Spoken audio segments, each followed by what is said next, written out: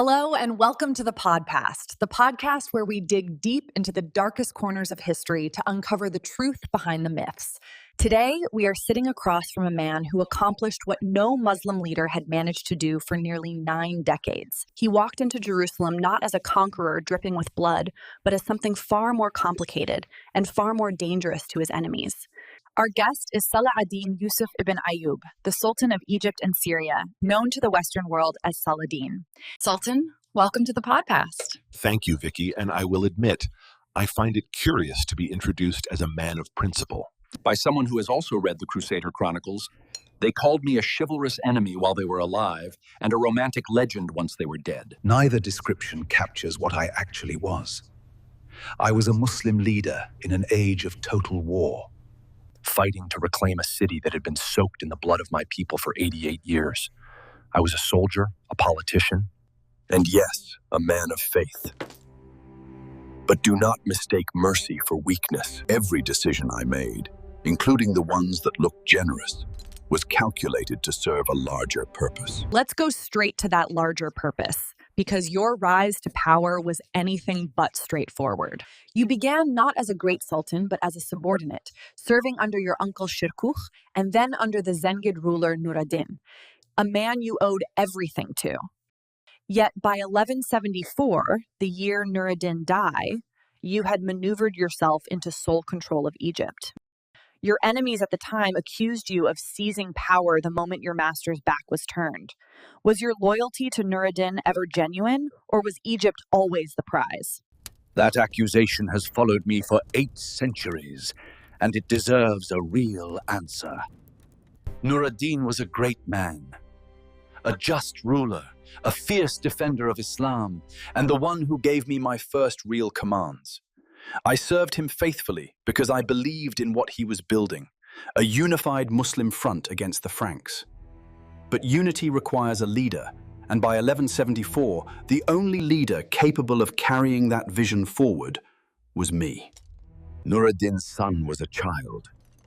The Zengid emirs were already circling each other like hungry dogs. Had I stepped aside out of sentiment, Egypt and Syria would have fractured within a year. And Jerusalem would have remained in Frankish hands for another century. I did not seize power. I preserved the mission.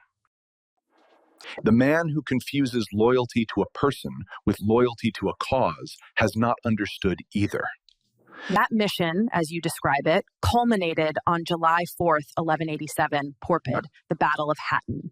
The Crusader army, led by King Guy de Lusignan, marched their forces across the arid plateau near Tiberias in the summer heat, and you destroyed them. Yeah. Acre, Sidon, Nazareth, Jaffa, entire cities fell within weeks. Right. And then Jerusalem itself surrendered on October 2nd.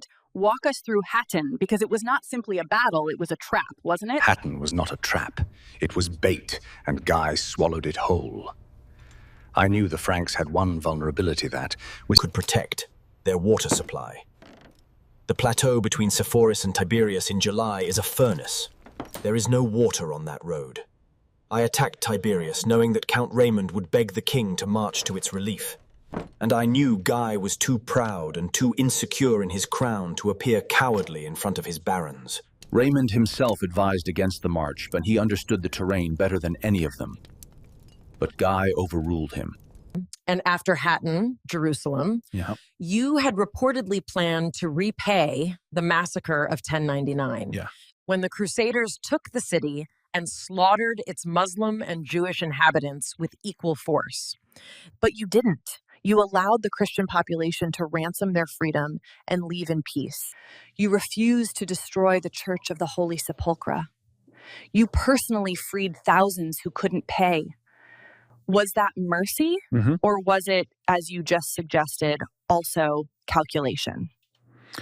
It was both, and I am not ashamed of that. Yes, I had spoken of revenge, and yes, when I stood at the walls of Jerusalem and remembered what had been done there, the bodies piled in the streets, the blood reportedly reaching the knees of horses in the Temple Mount, my anger was real. But anger is a weapon, Vicky, and like any weapon, it must be aimed carefully. That crusade, the Third Crusade, brought 3 kings to your doorstep: Frederick Barbarossa of the Holy Roman Empire and Richard I of England, the Lionheart. Barbarossa drowned before reaching the Holy Land. Philip left early. But Richard stayed, and on September 7th, 1191, he defeated you at the Battle of Arsuf. After years of being considered nearly invincible, you were routed in open battle by an English king. How did that happen? Richard happened. I will not pretend otherwise. I had spent years studying the Franks, and in all that study I had learned one consistent truth. Their discipline collapsed under sustained pressure.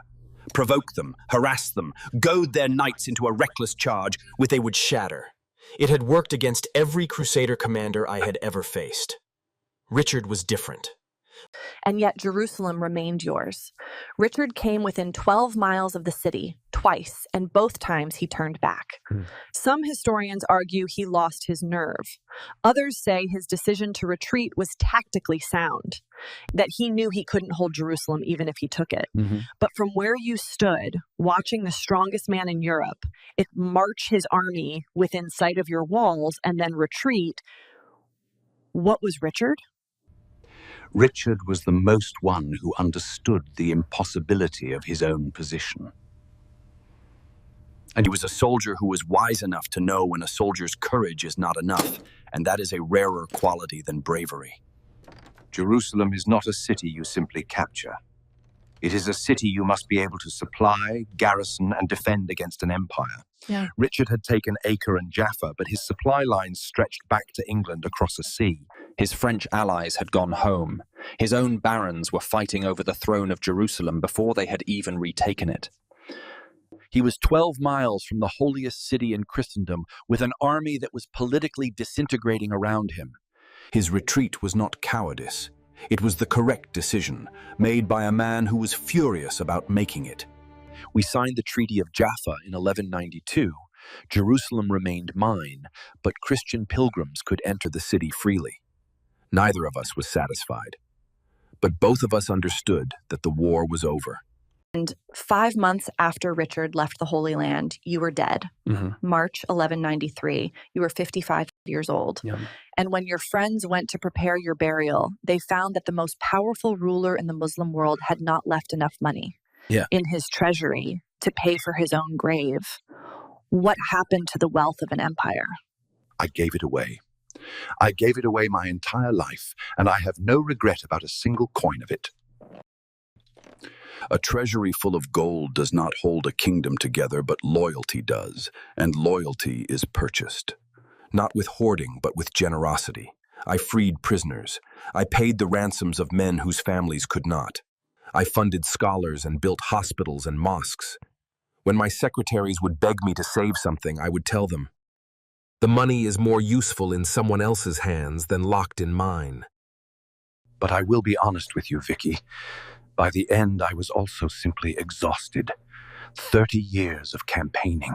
30 years of sleeping in tents, riding in armor, negotiating with emirs who smiled at my face and plotted against my back. I was ill for the last years of my life, riding on campaign when I should have been resting. The empire I had spent my life building was already fracturing among my sons before I closed my eyes. Perhaps that is the final truth about power. It outlives the man who earns it by exactly long enough to remind him that it was never really his. And that is the paradox at the heart of Salah al-Din Alayouby, a man celebrated by both sides of the war he fought, eulogized by Muslim historians, romanticized by his Christian enemies, placed by Dante himself among the virtuous souls of antiquity. He retook Jerusalem without a massacre and held it against the greatest military campaign medieval Europe ever assembled. And yet he died with nothing in his pockets, in a city already being divided by the sons he was leaving behind. His story is not a simple tale of a hero, nor of a monster. It is the story of a man who understood that history is made not by those who feel the most, but by those who think the clearest, even when the cost of that clarity is everything they have. Thank you for listening, and we'll see you next week on the Podpast.